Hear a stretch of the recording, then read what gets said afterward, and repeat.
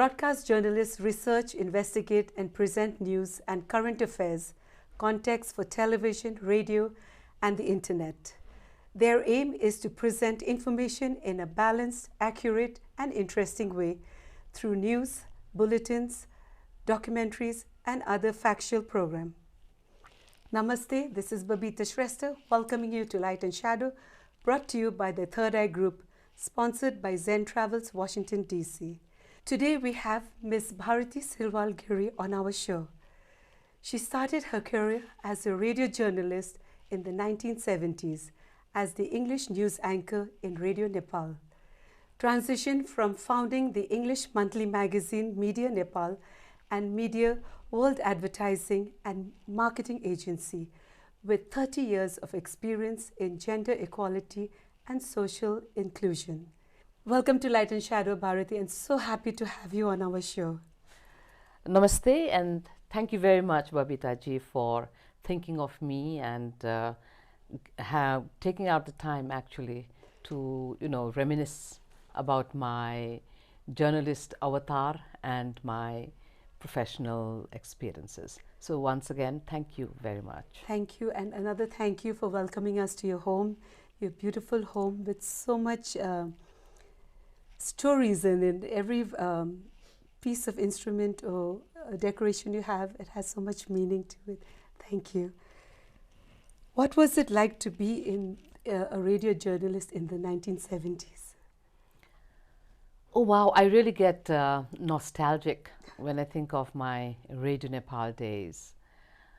In those days, unlike today, where you have many media outlets and many newspapers, television, FM radios. At that time, Radio Nepal was the only media where you could get Nepali news, the official radio. So it happened by chance that I went to take up a job in Radio Nepal. Actually, my friend Bina Gurung was already doing the English news at Radio Nepal. So one day she asked me, Bharati, would you like to read the news in English? I said, why not? I just went to Radio Nepal, did a voice test, and I passed. So, and there was no such kind of any pressure. It was a part-time job. I had to go for 1 hour in the morning and 1 hour in the evening because the English news was at 8 o'clock in the morning and 8 o'clock in the evening. And we had to take turns for that. So it was a very, the radio newsroom was also, there was a camaraderie-like spirit. Everyone was very nice to each other and everyone, once they were engrossed in their own work. So it was a very easygoing, no pressure, but it was also a political awakening for me. In the sense that as I started reading the news and as the years went by, I noticed that everything was fine in Nepal. Peace, progress, and prosperity. So the news would start with peace, progress, and prosperity, whereas elsewhere in the world, there was war, famine, and poverty. So I asked my boss, why is this so? That elsewhere there is war, famine and poverty, and in Nepal there is peace, progress and prosperity. So one of my colleagues said, even if there is a fly pasted on that paper, you'd read it. And then I realized that during the Panchayat time, and it was a draconian system, there was a heavy censorship on the news. What news went out, what did not, was controlled by the palace.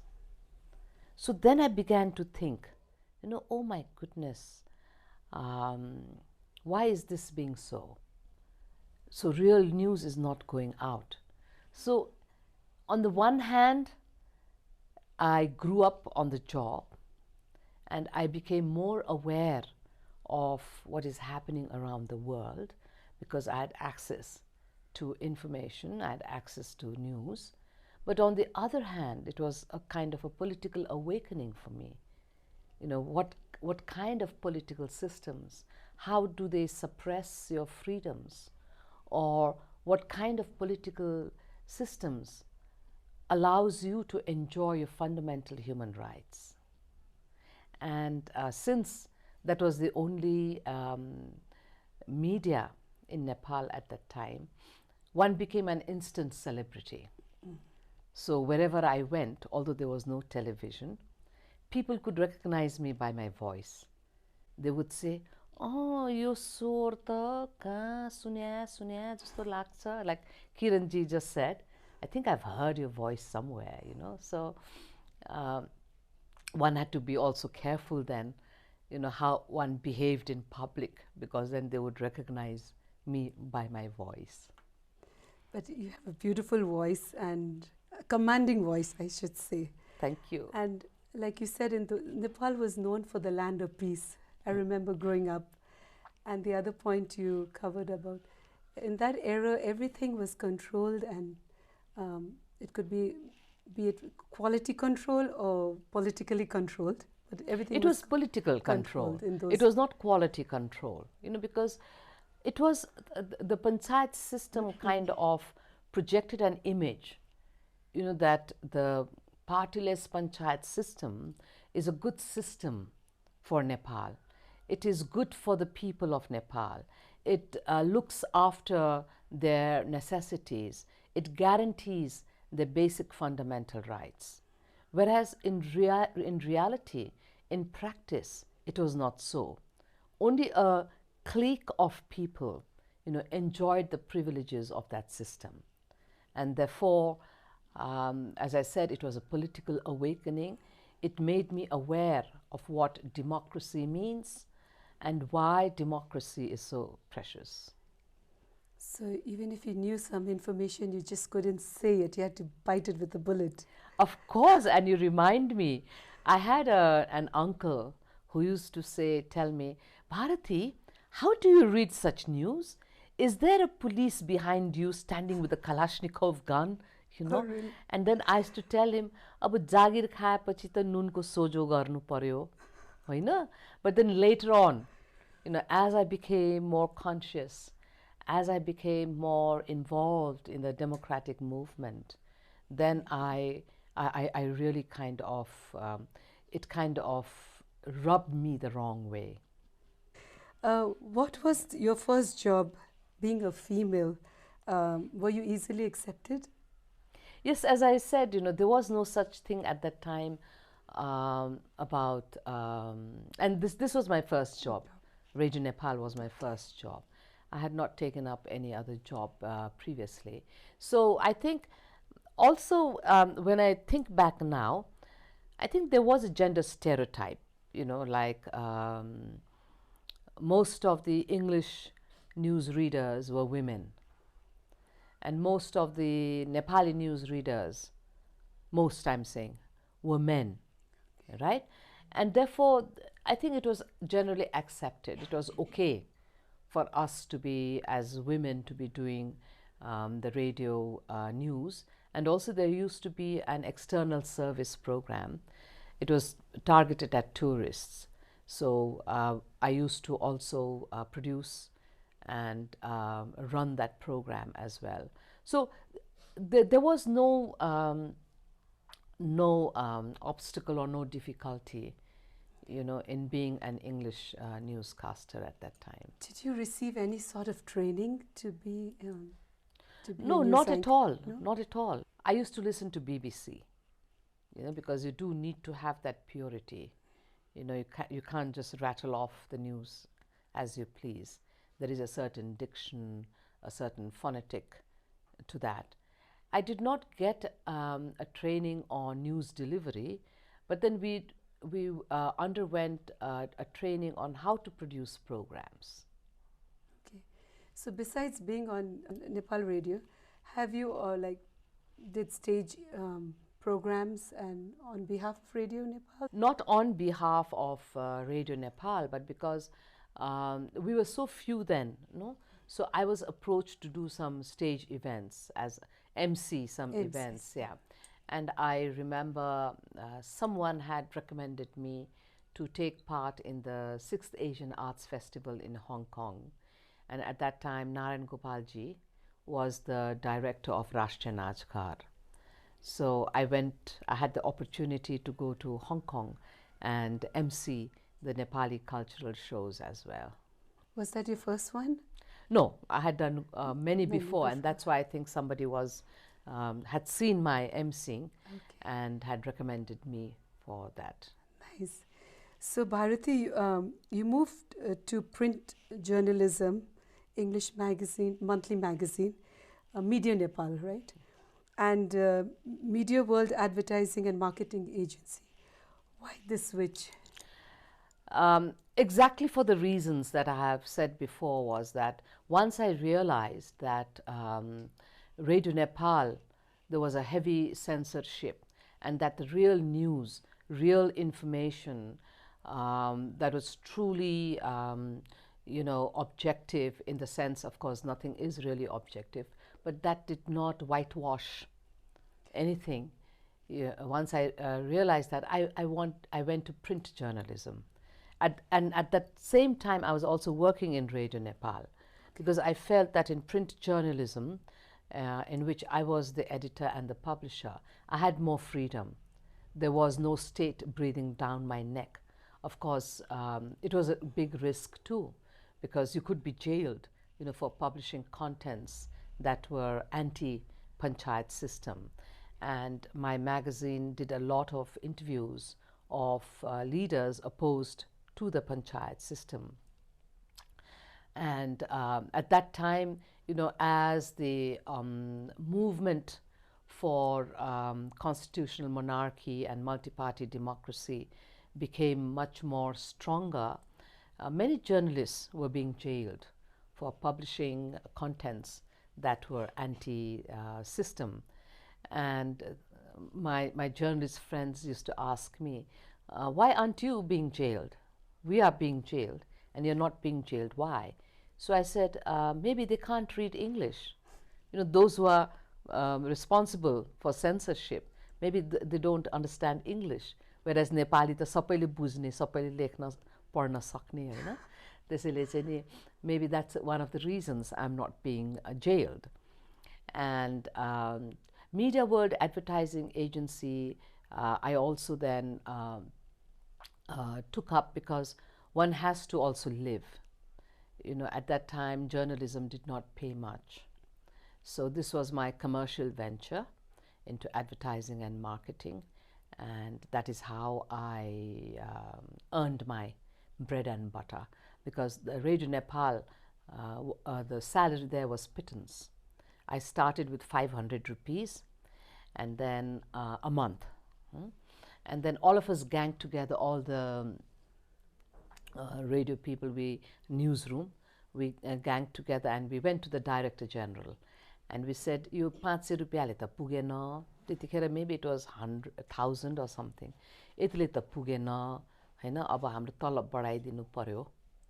And the Director General at that time was late Mr. Bhogya Pratap Shah, and he said, "Lo, तपाईहरुलाई किन तलब चाहियो? तपाईहरुलाई त संसारले चिन्छ, त्यो त तलब भन्दा पनि बढी भइहाल्यो नि."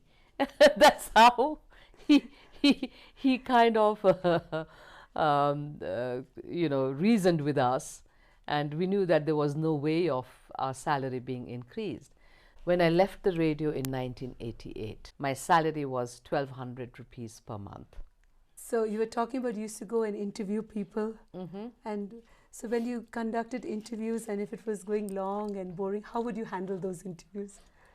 Well, first of all, I think one of the basics of interview, and I'm sure you know it also very well, I kind of mixed the style of Barbara Walters and Larry King.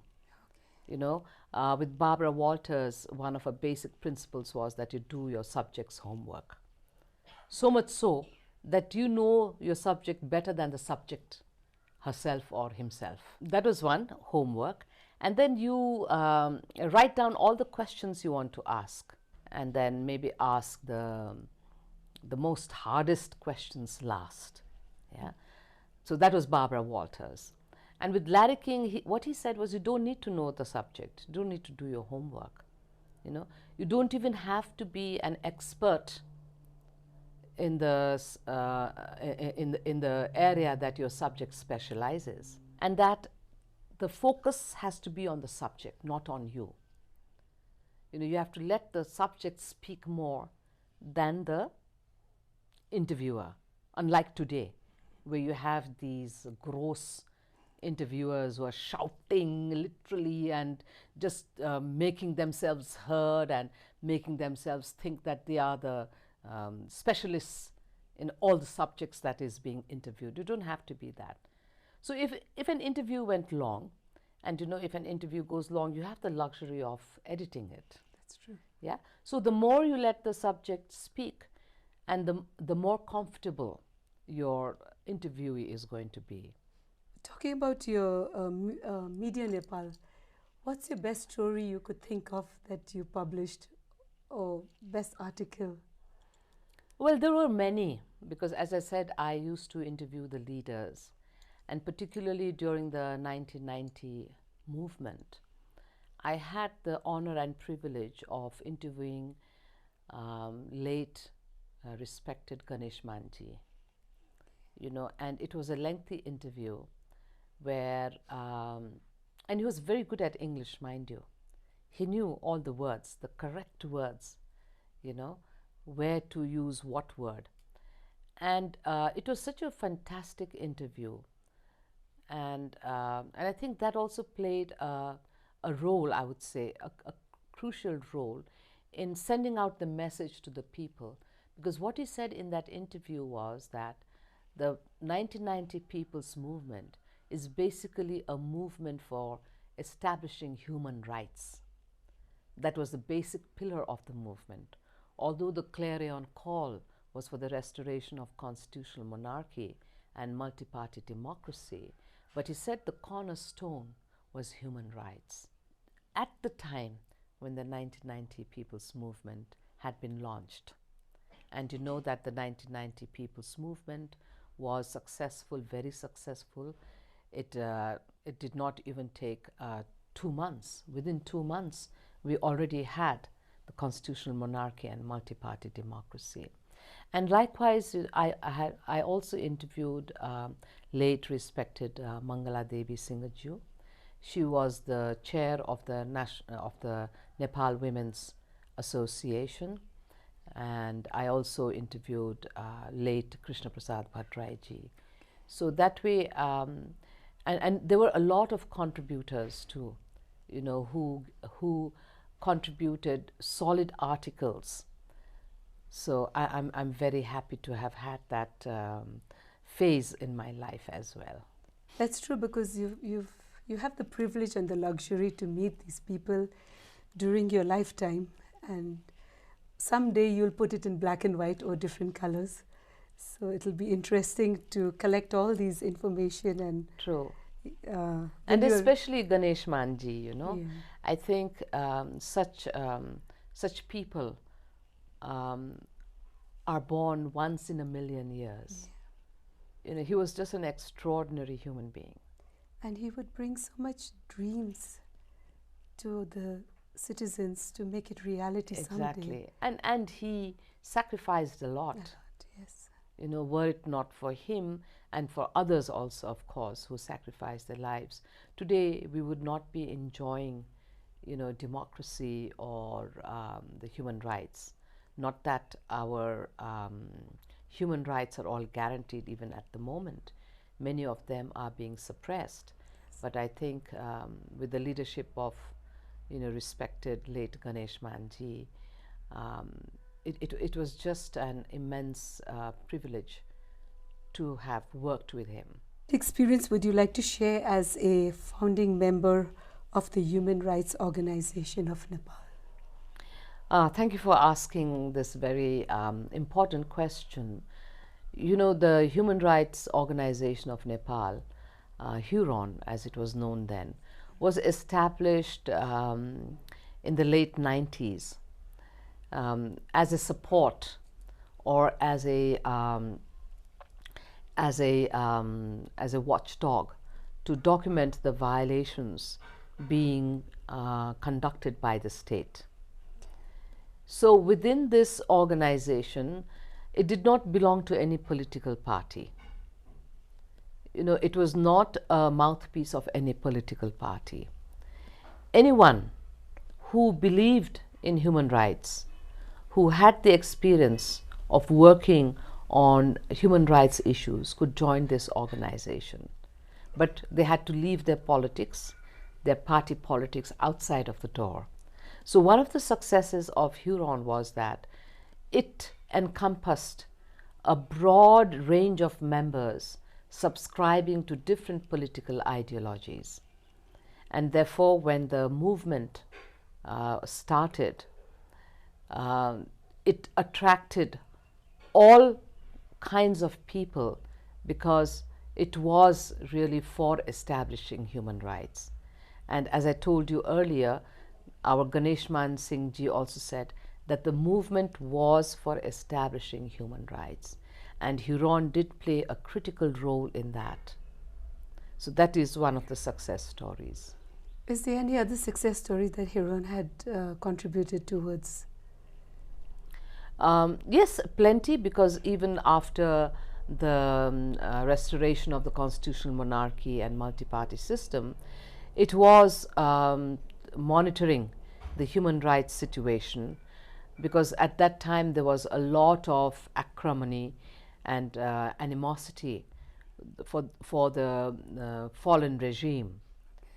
So Huron played a part in kind of neutralizing some of those animosities and trying to really develop a culture of tolerance, of respect, of dignity towards one and all. Okay. So with you have 30 years of experience in mainstreaming gender equality and social inclusion. How has this voyage been? Oh, the voyage has been very, it's been varied, but also rewarding, in the sense, as you know, working on gender equality and women's empowerment issue within the structure or the social system of patriarchy is challenging, right? Although the political systems have changed, the social system of patriarchy has not changed. And this, combined with feudalism, is a very, very dangerous combination. So it's been maybe 2 steps backwards, 1 step forward. But ever since then, I would say one of the most successful or successes that I can say with pride has been the equal inheritance rights of women to parental property. So when I joined UNDP in 1998, the issue of equal parental property rights was raging on since the last 10 years. But when I joined UNDP Nepal, I was able to accelerate this movement because we had a program, mainstreaming gender equity program, where the focus was on equal rights. So one of those was, one of the pillars was also equal inheritance rights. So we did a lot of capacity building of the parliamentarians then. We tried also various strategies like developing the capacities of the journalists. We also had an opinion poll saying that do you agree that women should have equal property rights or not?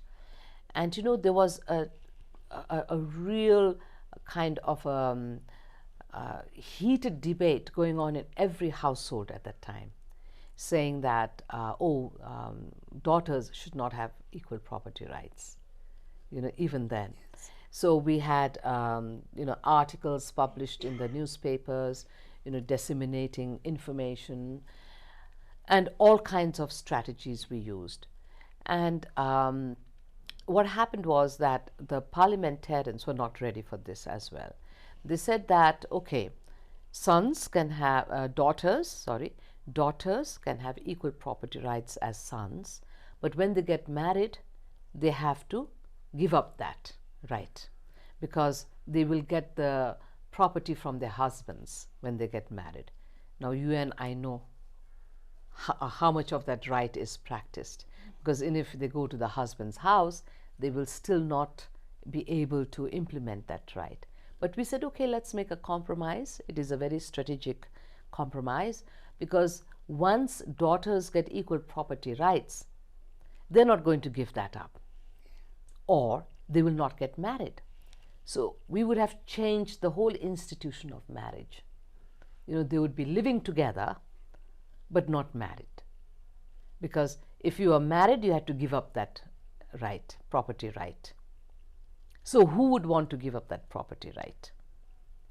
But then if we had not made that strategic compromise, then today this right would not have been established. So today women have equal parental property right, and that is, I think, one of the greatest successes that I can quote or I can cite with pride.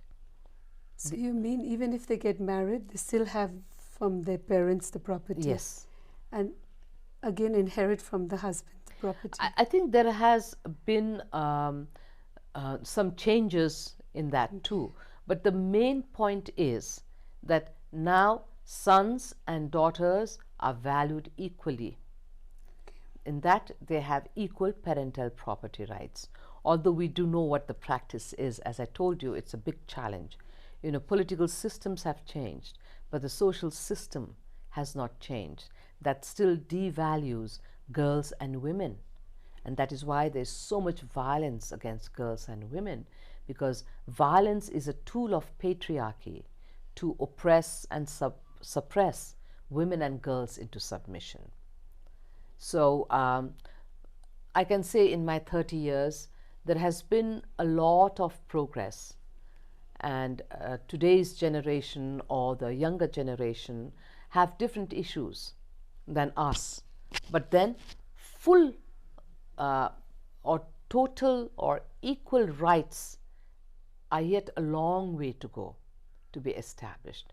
For example, 119 countries today do not have women as heads of state or governments. And at the present rate, full parity, gender parity in the parliament will not be achieved before 2066. And women as heads of state or government at par with men have still a long way to go. It will still take 130 years. So it is still an uphill battle, but we continue. I continue to be optimistic and know that things can change, things have to change, things cannot be the same as they are now, and that is why we need to focus more on social norms, on religion, on culture that still see women or girls as commodities. So it's good you're part of the setting stone in the years to come. Hopefully. You worked with the UN at the national, regional and headquarter levels. What is there you can tell us about this? Yeah, again, I have been very fortunate that in the UN too, I worked on gender issues, and that's been my passion. So I started off with Nepal, then I went to New York headquarters, and then I came to Delhi sub-regional office with UN Women. And in all of these, I have been able to make changes, institutional changes. I was able to set up accountability mechanisms. For example, the administrator, who is the head of the UNDP, chaired a steering committee on gender, where every regional bureau had to report the progress that they made on the gender action plan. So I think that was a big achievement.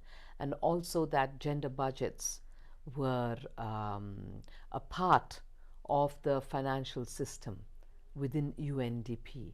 We used the gender marker to see how much resources is being allocated for gender mainstreaming.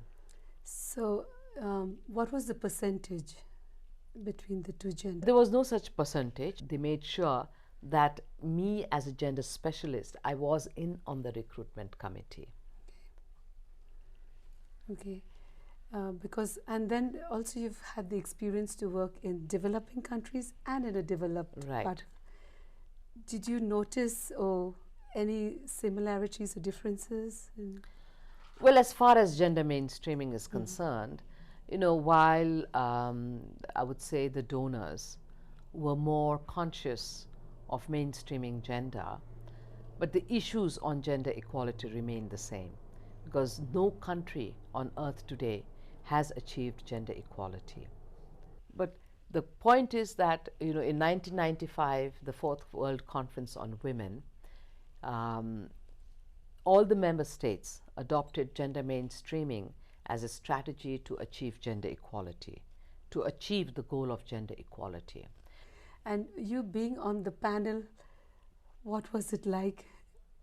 It was very interesting because then what would happen is it was expected that any questions related to gender I would ask.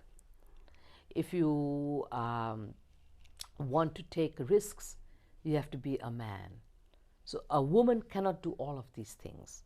So that kind of preconceived notions, which I call prejudices and biases, are still very there, out there in the society. You're right. These stereotype people are. It's going to exist in the years to come also, because it's very hard for people to accept when a woman does well. Exactly. And you know, it's like, why, how, what? And I don't blame them.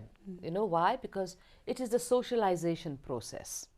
You know, the way you have been taught in your family, or even if your family is very conscious of gender equality, your school environment, the societal environment, all of these condition you, you know, to think in a certain way and to act according to the expectations of the society. So, as the chair of the National Network Against Girls Trafficking, what measures are being taken to stop this dreadful activity? Yes, here again, as I said earlier, women and girls are seen as commodities, right? They're not seen as being entities on their own, that they have rights, you know, which are inherent, indivisible, right? So they're seen as commodities, and that is why they are either lured or either deceived or either threatened, you know, into being trafficked. There are two specific laws that we are trying to align at this moment of time, which also creates impunity against traffickers.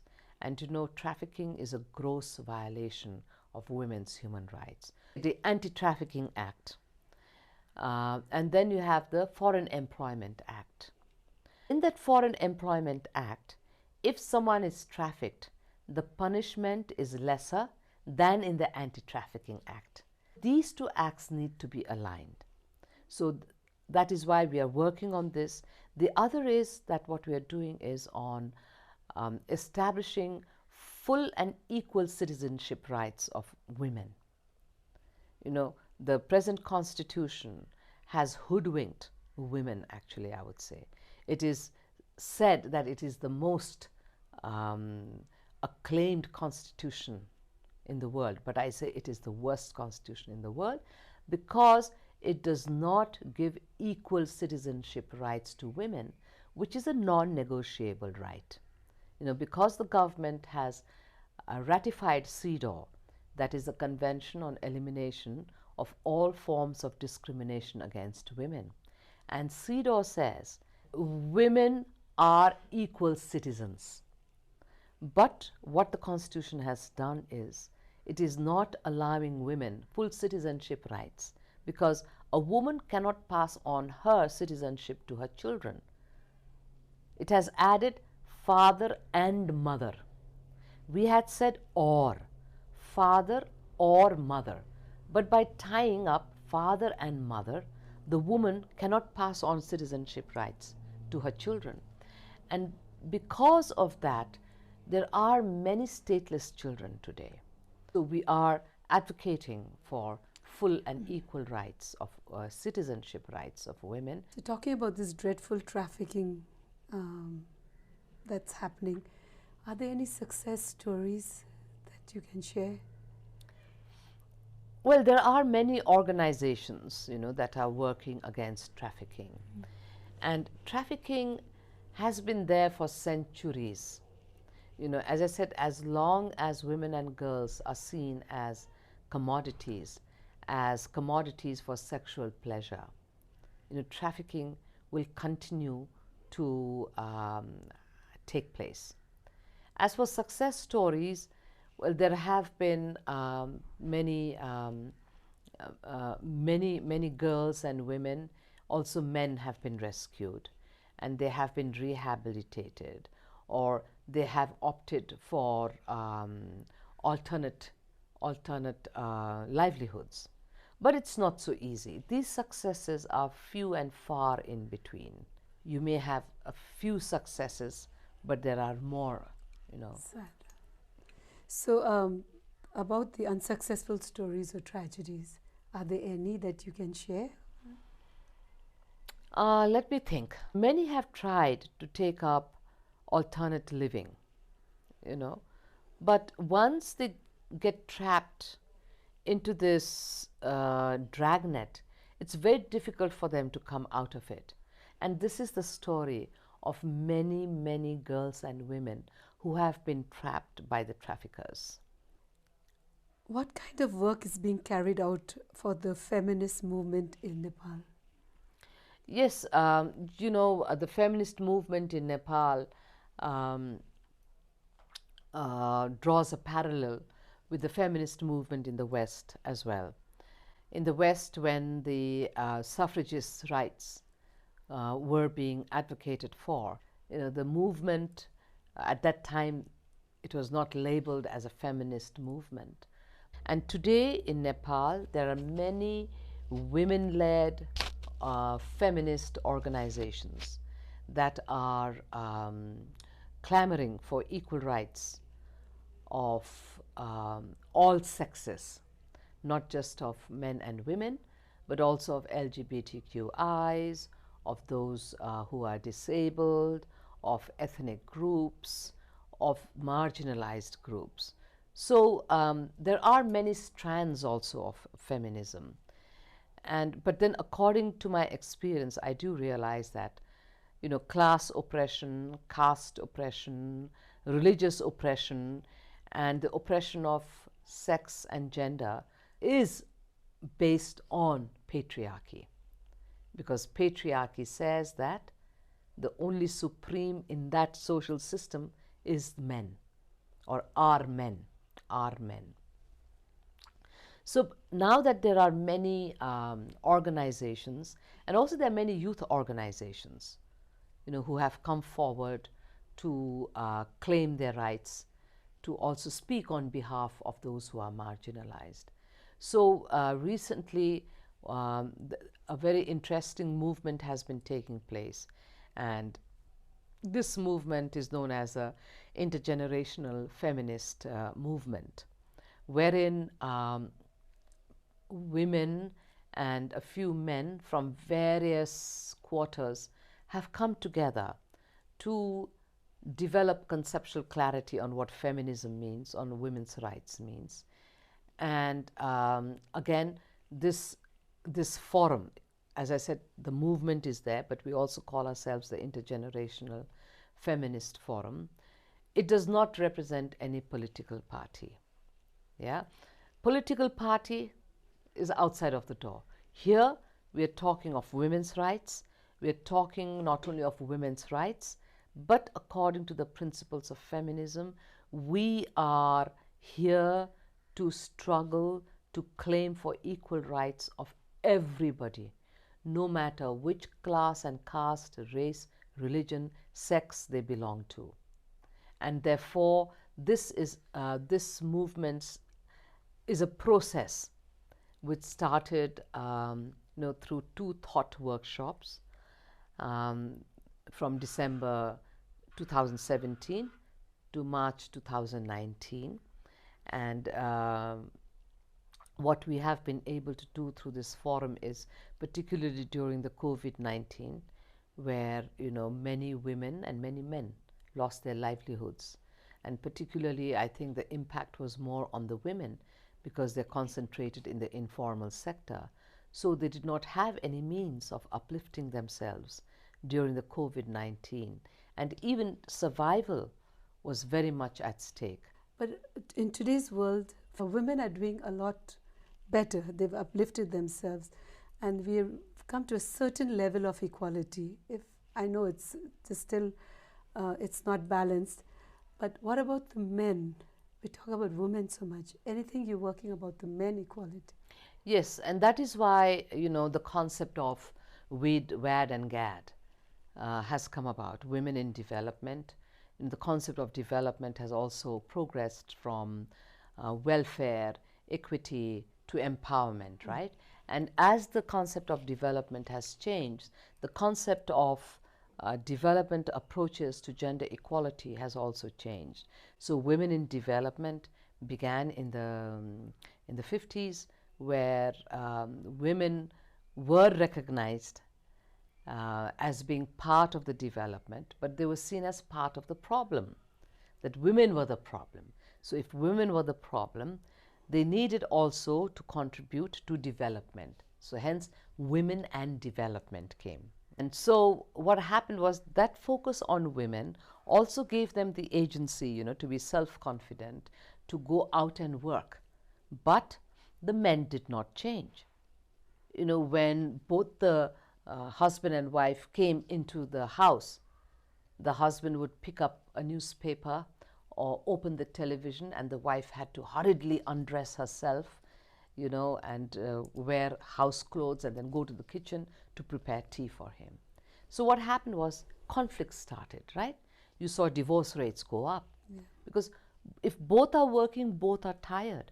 Both need to take equal responsibility of the house. Now, women were not seen as the problem, they're being seen as the solution. So what happened was gender, which means both men and women. So we needed to engage men and boys too, because studies have proved that boys, they behave as their fathers do. So if a son sees his father beating the mother and the mother just not saying anything, he will grow up thinking, oh, to be a man, I have to beat my wife. And the daughter who sees her mother just crying and tolerating the abuse and violence perpetrated on her by the husband, then she also begins to think, oh, I need to tolerate the violence by the husband. So she does the same. So we need to change these social norms. Therefore, we need to engage men and boys, because men listen to men. Yeah? If a woman starts speaking to a man, given the patriarchal structures and cultures, you know, what will the man say? Oh, she's being oversmart. Why is she talking to me like this? But if a man says to another man, don't be violent because you are going to suffer, it's dehumanizing you at the same time. You will get no respect from your female family members. He will pause and think. Yeah? Therefore, in feminism, what we say is, it is just not about women's rights. It is not just about girls' rights. It's about the rights of all men and all women. So talking about this, are there any developments for the youth for the younger generation? Is there any program for them? Yes, there are plenty of programs for the youth. In fact, many donors today are targeting youth. And as far as I know, the government also has a youth action plan. It has a youth ministry, right? One needs to look at their plans, what they are trying to do. But then, because today in Nepal, the youths constitute a huge bulge of the population, you know, and they are the leaders of tomorrow.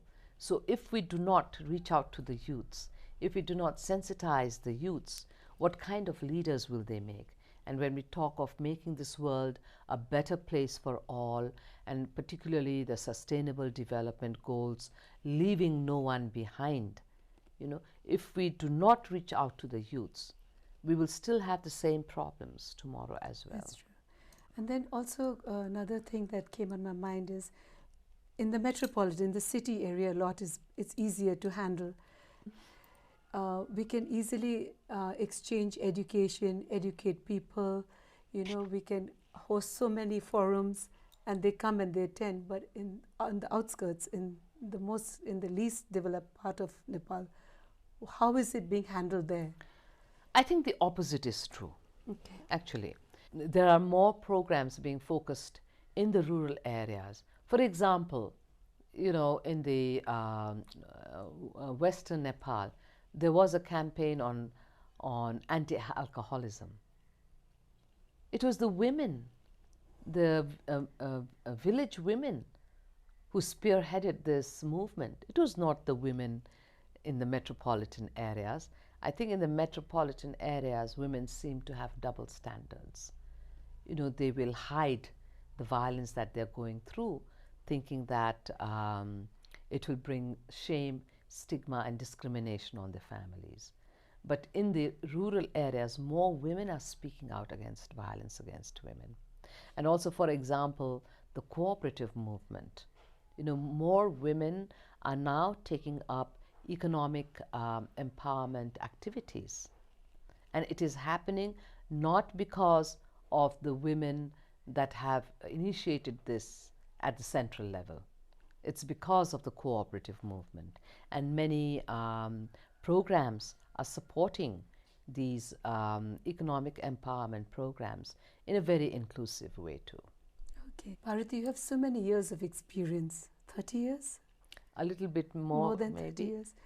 Is there anything that you would like to share that I've missed? Well, I think it's been really an honor and privilege talking to you, Babita. Thank you for taking out time. The only thing that I would like to say is that how we would like to see the world if there was gender equality.